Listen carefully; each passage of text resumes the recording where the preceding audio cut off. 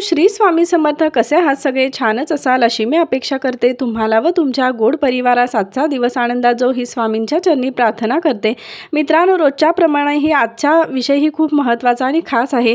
नवरात्रीत घटस्थापना कशी करावी? घट उगवत नाही, धान्य कुजते, घटाला बुरा येतो, वास येतो, काही जणांच्या अनेक अडचणी असतात, काही जणांचे अनेक प्रश्न असतात किंवा धान्य भरगच उगवावे यासाठी काही माहिती हवी असते. धान्य जितके जास्त उगवेल तितकी घराची प्रगती होते, यश, कीर्ती, मान सन्मान वाढतो.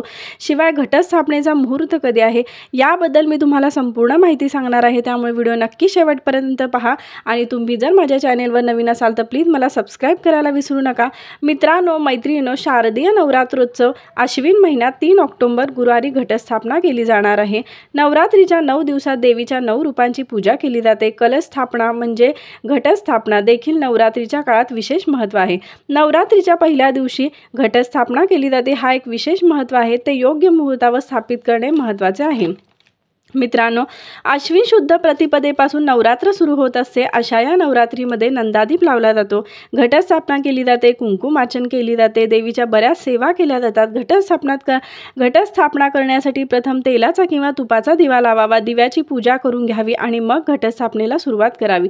घटस्थापनेचा शुभ मुहूर्त आहे मित्रांनो सकाळी 6:15 ते सकाळी 7:30 आणि हा अतिशुभ मुहूर्त आहे. आणि सकाळी 11:45 ते दुपारी 12:39 पर्यंत घटस्थापनेचा मुहूर्त आहे. घटस्थापना या शुभ मुहूर्तावर करा. घटस्थापना करण्याचे काही साहित्य मी तुम्हाला सांगणार आहे. हळदी कुंकू, अक्षता, तांदूळ, अष्टगंध, फुले, पंचामृत, सप्तधान्य, दुर्वा, कलश, शेतातील माती, नारळ, विड्याची पाने, शंख, घंटा, देवीचे टाक, गणपती बाप्पा, 15 सुपाऱ्या, ताम्हण, पळी, ओटी, सौभाग्य अलंकार, कलावा, पितळेचा कलश, ताट, पत्रावळी किंवा टोपली, फुले, अगरबत्ती हे साहित्य आपल्याला घ्यायचं आहे. मित्रांनो, दुर्गा देवीच्या प्रकट स्वरूपाची पूजा करण्यासाठी घट हे मंदिरात किंवा घरी बसवले जातात. आपण घटस्थापना केल्यानंतर बऱ्याच जणांचे धान्य उगवत नाही, काही जणांचे घट कुजतात, त्याचा वास येतो, घटाला बुरा येतो. आपल्याला असे वाटत असते की आपला घट छान उगवावा, कारण घट चांगला उगवणे म्हणजे धर्मशास्त्रानुसार हे आपल्या घरात यश, कीर्ती, मान सन्मान, सुख, शांती प्रदान करते. देवीची कृपादृष्टी आपल्यावर आहे असा भास होतो. मी यासाठी उपयुक्त अशा गोष्टी मी तुम्हाला छान पद्धतीने घट उगवावा यासाठी मी काही टिप्स सांगणार आहेत. भरगच घट उगवला पाहिजे याबद्दल मी योग्य पद्धत सांगणार आहे. प्रथम घटासाठी जेव्हा आपण माती घेतो ती रानातली काळी माती घ्यायची आहे. माती म्हणजे वावरी असेही म्हणतात. दुसरी कुठलीही माती म्हणजे वावरी घ्यायची नाही हे लक्षात ठेवा. रानातली काळी माती घेतल्यानंतर ती माती चाळून घ्यायची नाही, ती माती तशीच घ्यायची आहे. एक ताट घ्यायचं आहे, स्टीलचे किंवा पितळेचे घेऊ शकता. त्यावर एखादी पत्रावळी किंवा टोपली तुम्ही घेऊ शकता किंवा पेपर घेऊन त्यावर काळी माती म्हणजे वावरी टाकायची आहे.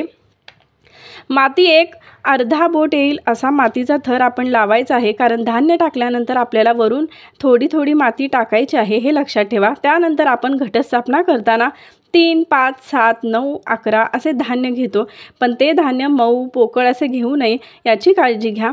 आमच्याकडे मक्याचे बी, गहू, तीळ, मूग, जव हे धान्य टाकले जातात. प्रत्येकांच्या ज्या त्या पद्धती असतात.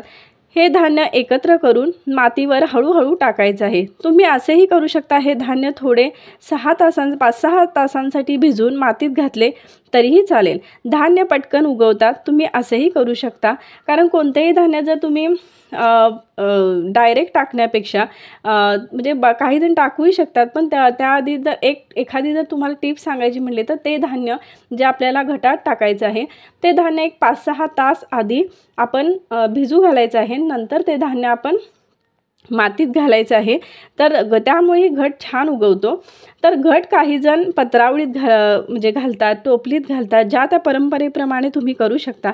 सगळ्यात महत्त्वाचे घटाला पाणी घालायचे काम फक्त एका सदस्यानेच करावे, एका व्यक्तीनेच करावे, कारण घरातील कोणीही येतं आणि घटात पाणी ओतून जातं हे खूप चुकीचं आहे. घटामध्ये जास्त पाणी घालण्याने खूप चिखल होतो, असं आपल्याला करायचे नाही. घटावर पाणी फक्त हाताने थोडे थोडे शिंपडायचं आहे. 1 दिवस आड पाणी शिंपडावे, फक्त माती कोरडी होऊ द्यायची नाही. म्हणून घटामध्ये पाणी भरपूर होत नाही हे असेही नाही. 1 दिवस आड घटावर पाणी थोडे थोडे शिंपडायचे आहे. या गोष्टीची काळजी घ्या.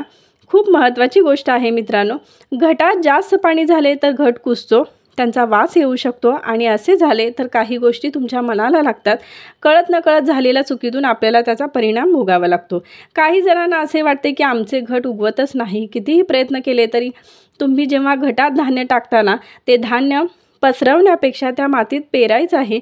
मका गहू योग्य पद्धतीने पेरायचे आहेत. घट छान पद्धतीने घट उगवतात. घट हा आपल्या देवघरातच बसवावा. त्या ठिकाणी थोडी हवा असली पाहिजे. संध्याकाळी झोपताना त्या घटावर एखादे मोठे पातेले पाटी झाकावी व सकाळी काढा. त्यामुळे घट छान येतात. माती घेताना ताटापेक्षा कमी घ्यायची आहे. घट घेताना चांगला बघून घ्यावा व घटाच्या तोंडाला रक्षासूत्र म्हणजे कलावा बांधून घ्यायचा आहे. हे सगळ्यात महत्त्वाचं आहे. घट तसाच ठेवू नये. एकदा घट ठेवला की तो परत उचलू नये याची काळजी घ्या. माती गच्च भरून का ठेवू नये, कारण धान्य उगवल्यानंतर माती खाली येऊ शकते. या गोष्टीची काळजी घ्या. मित्रांनो, एवढ्या गोष्टी मी सांगण्याचा प्रामाणिक प्रयत्न केला आहे. व्हिडिओ आवडला असेल तर प्लीज लाईक करा, शेअर करा, सबस्क्राईब करा. काही प्रश्न असतील तर कमेंट्समध्ये मला विचारू शकता आणि तुमच्या प्रियजनांना, नातेवाईकांना हा व्हिडिओ नक्की शेअर करा. आणि एवढे बोलून मी माझा व्हिडिओ इथेच संपवते. व्हिडिओ आवडला असेल तर प्लीज लाईक करा, शेअर करा, सबस्क्राईब करा. वेळात वेळ काढून तुम्ही माझा व्हिडिओ पाहिल्याबद्दल तुमचे खूप खूप धन्यवाद. श्री स्वामी समर्थ.